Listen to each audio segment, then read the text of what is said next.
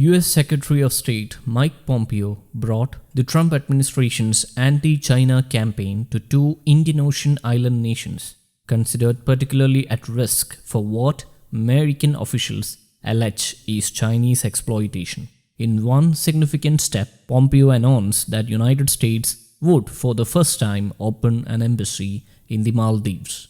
5-day tour is aimed at girding allies against China's increasing political and military inroads in the Indian Ocean region in recent years. Pompeo said that Washington would open an embassy in the Maldivian capital of Male for the first time in an attempt to counterbalance Chinese presence there, since the two countries started diplomatic relations in 1962.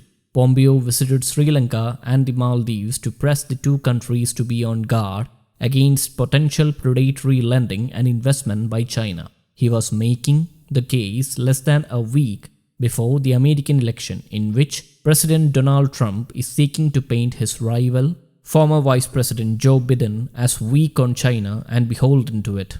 US officials complained that development and infrastructure projects benefit China more than the presumed recipients, a refrain Pompeo repeated with Sri Lankan Foreign Minister Dinesh Gunawardena.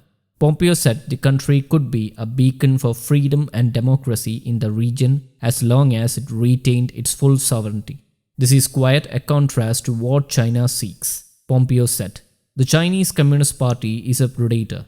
The United States comes in a different way. We come as a friend and a partner. China has invested billions of dollars in projects in Sri Lanka and the Maldives as part of its Belt and Road Initiative of transport and energy links, a program the United States believes is designed to trap smaller countries into debt. Pompeo was heavily critical of China's lawless and threatening behavior in the region, telling a news conference at a resort near Male, Beijing was illegally occupying territory and damaging the environment. Meanwhile, China is also devising plans to prove the American allegations wrong.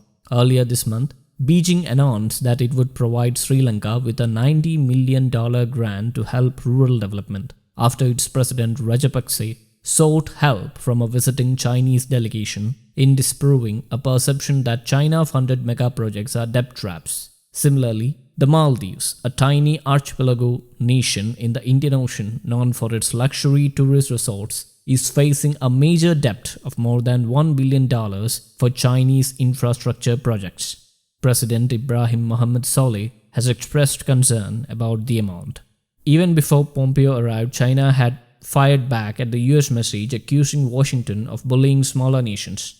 Pompeo, who will also visit Indonesia, pressed each country to push back against increasing Chinese assertiveness in the Indo-Pacific. China views Sri Lanka and Maldives as important links in its crucial Belt and Road infrastructure project. In the last decade, China has given millions of dollars to both countries as aid for various infrastructure projects in both countries. These include a port, an airport, a port city, power stations and highways in Sri Lanka, and many roads and bridges in Maldives. News Desk, Kaumudi English.